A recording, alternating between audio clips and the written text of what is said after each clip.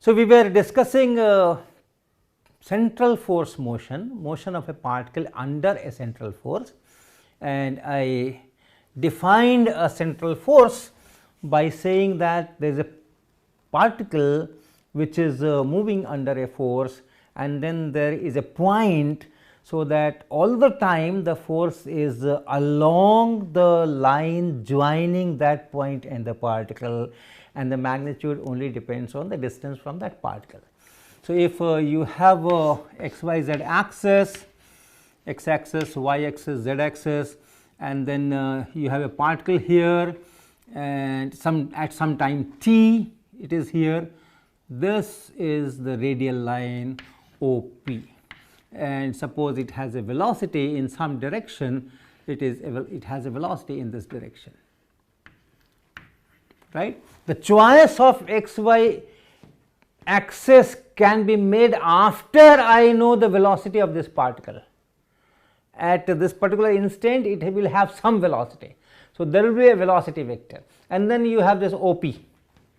So, you choose your x y axis in the plane of this OP and this V, so that you have at least initially the particle is moving in this plane, and then the z axis is perpendicular.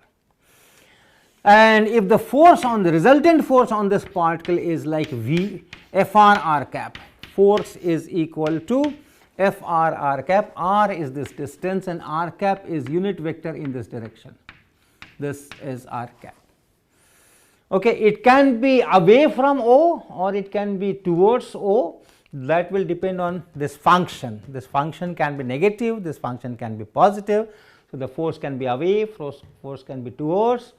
So, those things will be taken care of by this scalar function small f r, but the direction is along OP, and the magnitude of the force depends only on this distance, then it is called a central force.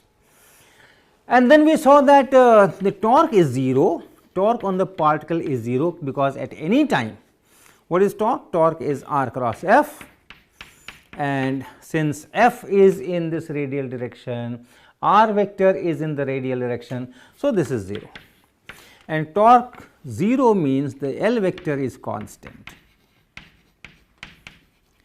because your torque is dl dt, right. And if L vector is constant, and then L vector is m times r cross v, and L is perpendicular to this r vector and also perpendicular to this v vector, and initially, at least initially, r is here, v is here. So, r cross v is in z direction. So, this is some L naught times k cap.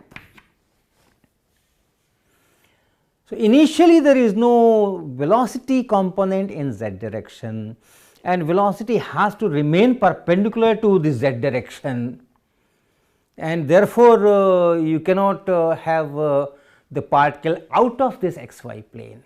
And so, from here itself we can say that the path of the particle under a central force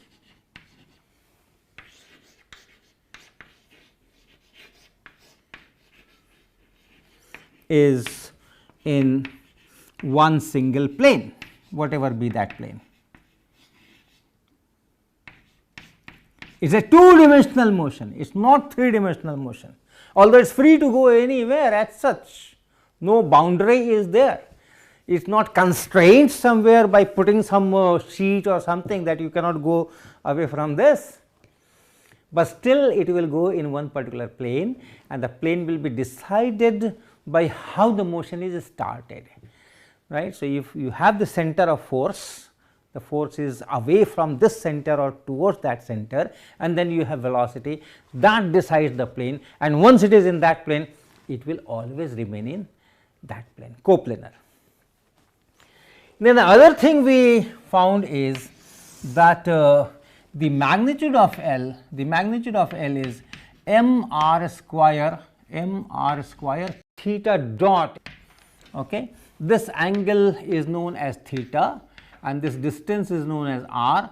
So, r square and theta dot means d theta dt, m r square d theta dt.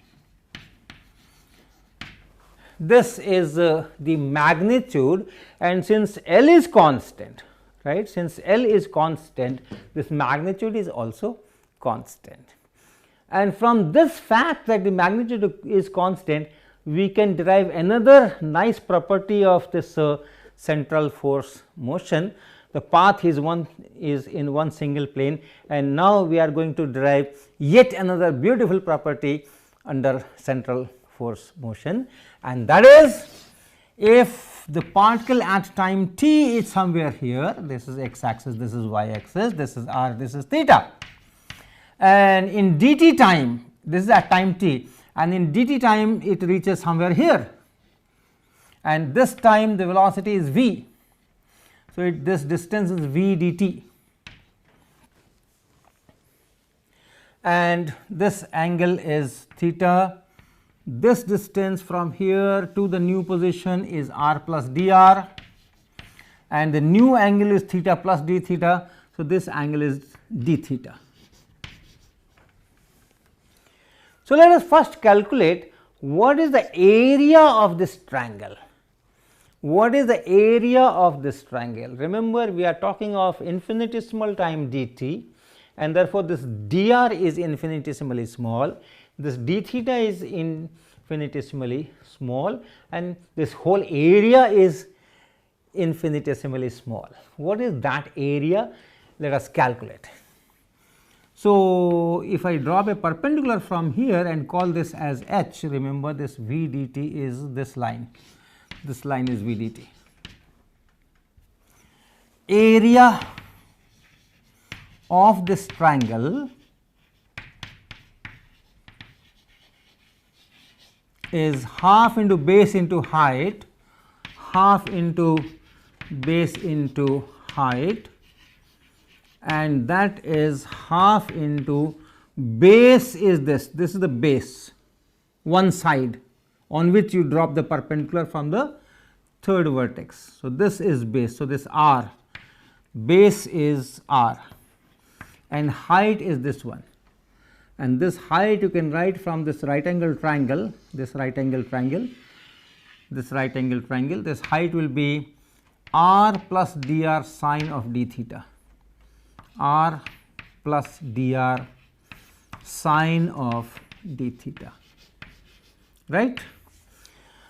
This is height, and we have dropped perpendicular to get that height, and then this is a right angle triangle.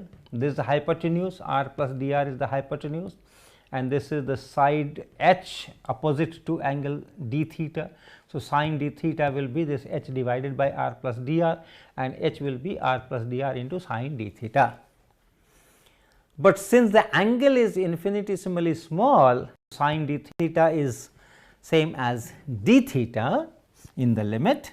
So, this will be half into r and into this r plus dr and then d theta, and that is half r into d theta is r square d theta, and then plus r into dr into d theta.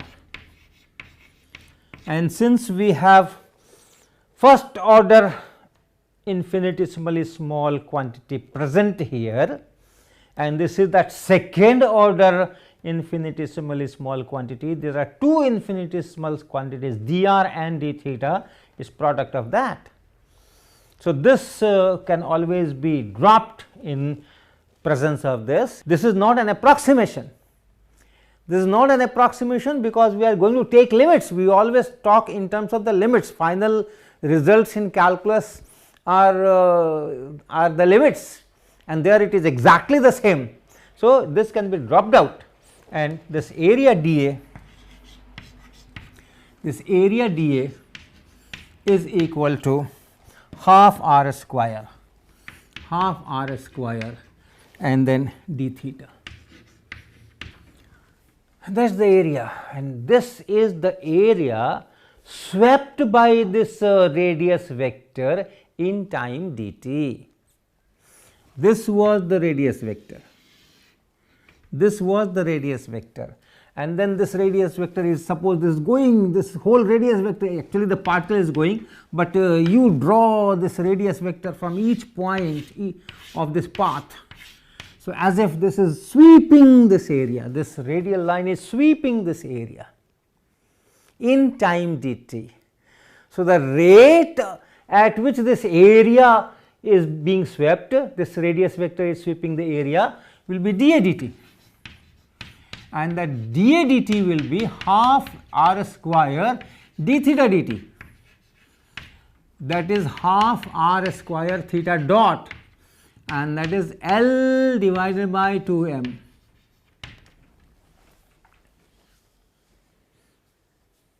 Constant, independent of time. The magnitude of angular momentum does not change with time. L is a constant. L by 2m is a constant. So, whatever be the form of central force, whatever be the functional form of that f small f r, this function here, for all central motions this is true. The radius vector sweeps equal area in equal time, because the rate at which this area is swept is constant. Radius vector, what is radius vector? I do not know where is the radius, there is no circle out. Okay. It can be a circle, but in general it can be anything else. So, the radius vector origin to the particle, that vector is known, the position vector is known as, also known as radius vector. The radius vector of the particle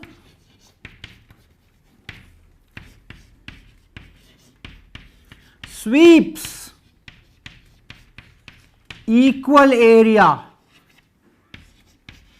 in equal time. Familiar statement? It may be sounding very familiar, somewhere you have heard it. Yes, you have heard it when you are studying Kepler's laws. This is the second Kepler's law, second law of Kepler.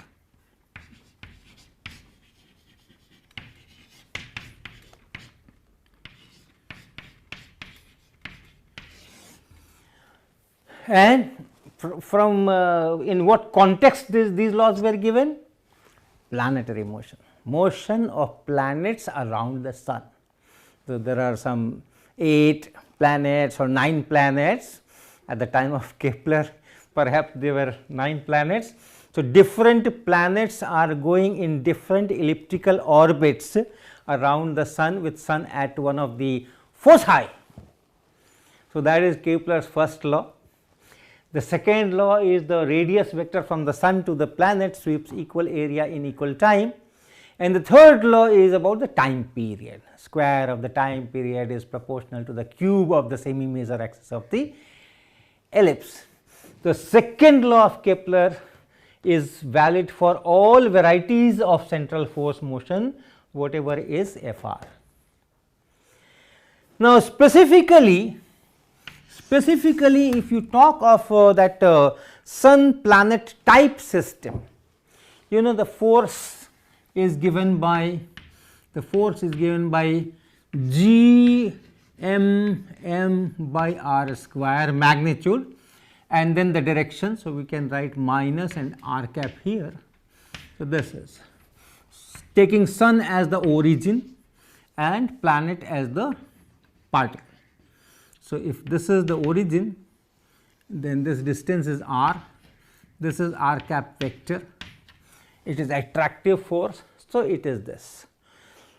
What we are doing is very idealized case. Here the sun will also get attracted towards the planet, and therefore, sun will also have some kind of central force motion like that. So, in our case the origin fixed, the center of the force is fixed, although sun is very heavy as compared to the planet. So, the mistake is not large.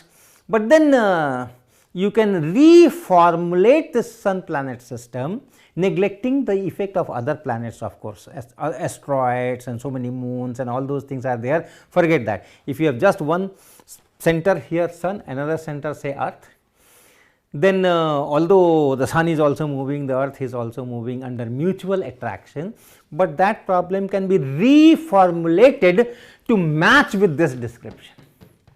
So, essentially what we have is our Fr here, this Fr, this f of small r is of this type. Fr is minus some constant divided by r square, minus some constant divided by r square. This is known as inverse square law.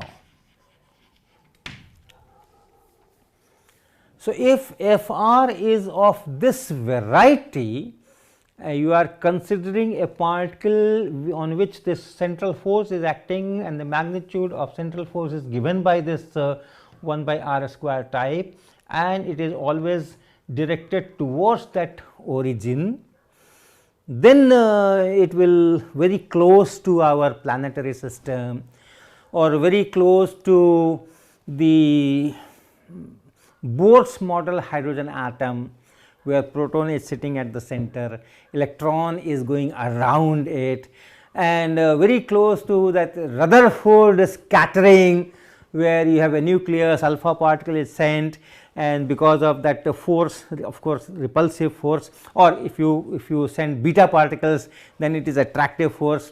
Very close to this situation, the force is 1 by r square type, inverse square type. Now, if this is the case, we can do something more using energy diagrams. Okay. So, let me do that. So, energy diagrams I had talked when I was talking of particle moving in one straight line. I took an example of spring force Vx is equal to half kx square, and if I plot this Vx as a function of x, it is a parabola, and from the shape itself I can tell many things. If this is given and if the total energy is known, then I know what are the turning points, what are the amplitudes, and then as a function of x, how much is the potential energy, how much is the kinetic energy at each time. Many things I can derive from these kind of diagrams. But if the motion is not confined to one straight line, but it can go in a plane in different directions, then how do I plot this? So, it so happens that in this kind of central force motion, we can have a similar thing, energy diagram, but not exactly of this kind that I am just plotting this potential energy as a function of time, because here if this is force, force is equal to minus k by r square r cap, then this potential V of r will be minus k by r, right. So, I just plot this V by r versus r, it will be a hyperbola, and it will also give you some results, but not very useful. So, we do some mathematical manipulations. Let us see what. First is, we write this total energy U, which is half mv square and plus potential energy, which is minus k by r, right. Kinetic energy plus potential energy is the total mechanical energy. This is what I want to use in this diagram, and this V I write as r dot r cap and plus r theta cap, r theta dot and then theta cap. This is velocity vector. I had derived it in the previous lecture. If you look at it, the velocity vector V is given by this, and it is the magnitude of this whole square, that is here V square. So, this is V and then square and minus k by r. Okay, we derived this. We said that r vector is r cap, and therefore, the velocity vector is d dt of r vector, and from there we said it is d dt of r cap, and then we opened it, right, this r d dt of r, which is r dot, and then r cap plus r, and then d dt of this this quantity, and we saw that this quantity turned out to be theta dot and theta cap. So, r theta dot theta cap, we derived that. Okay. Now, what is that magnitude square? This magnitude square is half m this component square plus this component square. They are components in perpendicular directions. R cap direction and theta cap direction are perpendicular directions, unit vectors in perpendicular directions, and therefore, you have broken the velocity vector into perpendicular components, one along r cap, another along a theta cap, and so the magnitude square is the square of the two components, sum of the squares of the two components. So, this will be r dot square and plus r square and theta dot square. So, this will be the magnitude and minus k by r. And you also know that m r square theta dot is L. So, theta dot is L by m r square. Okay. Theta dot is L divided by m r square. Put it here. So, you have half m r dot square, that is first term, and then you have half and m here, r square here, and then theta dot square. So, L square here and m square and r 4 here, and minus k by r. So, this is half m r dot square and plus 1 m cancels with this power. This r square will make it r square in the denominator. So, you have L square divided by 2 m r square, 2 m r square, and then minus k by r. This is it. This is it. So, the total energy U is equal to half m r dot square and then plus L square by 2 m r square and minus k by r. This you can do with any central force, not necessarily inverse square, only this term will be different. If you change the force law, if it is not inverse square attractive force is something else, then this will be something else, and only change will come here, this part will still remain the same.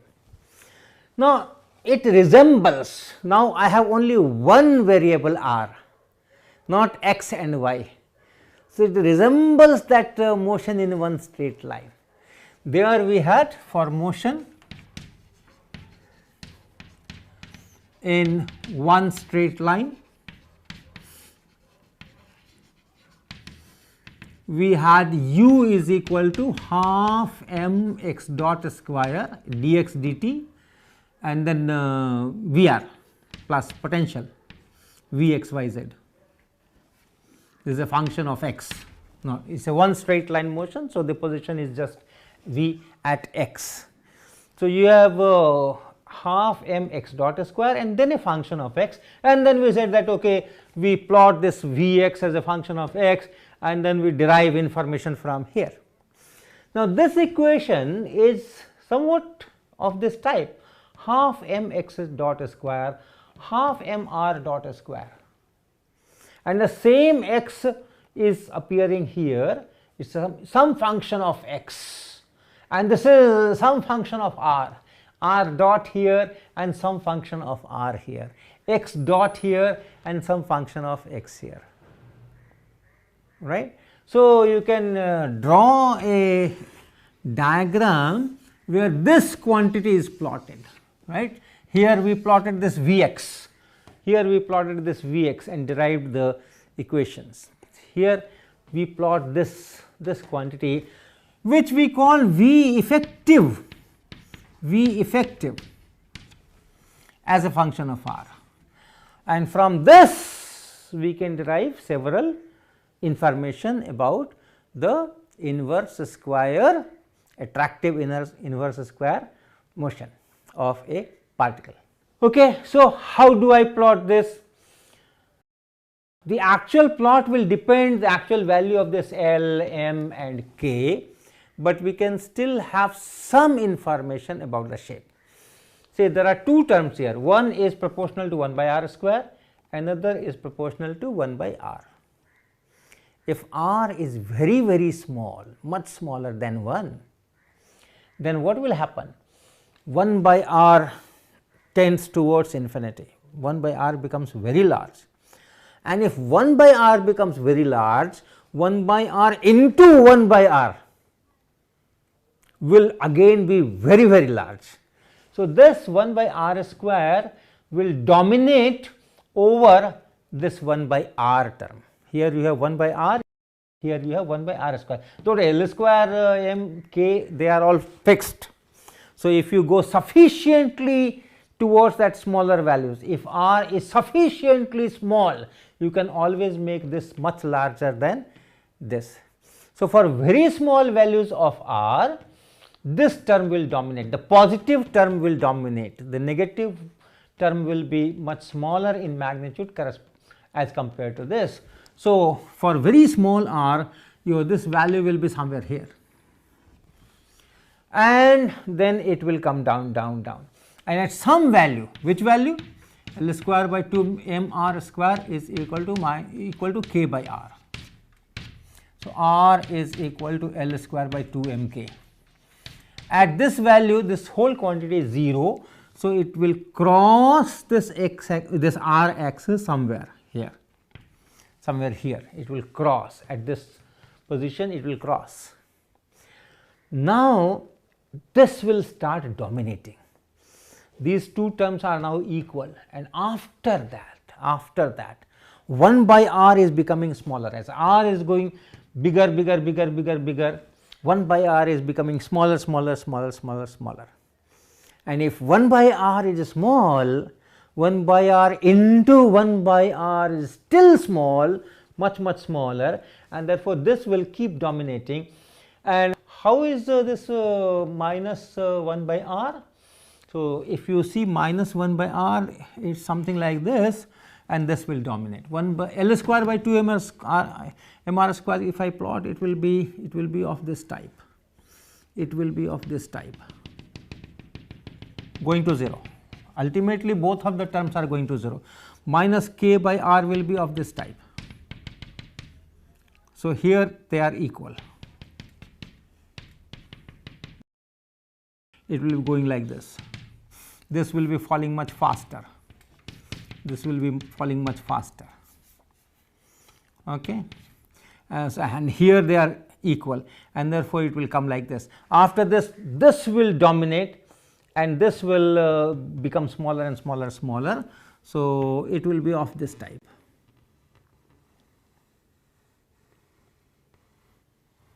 This will be of this type. So, this whole quantity, if you plot, this will be of this type, right. So, now I can remove these dotted ones, I can remove these ones. This is my V effective, and from this diagram, from this shape, we can derive certain information about this inverse square attractive central force motion that we will do next time.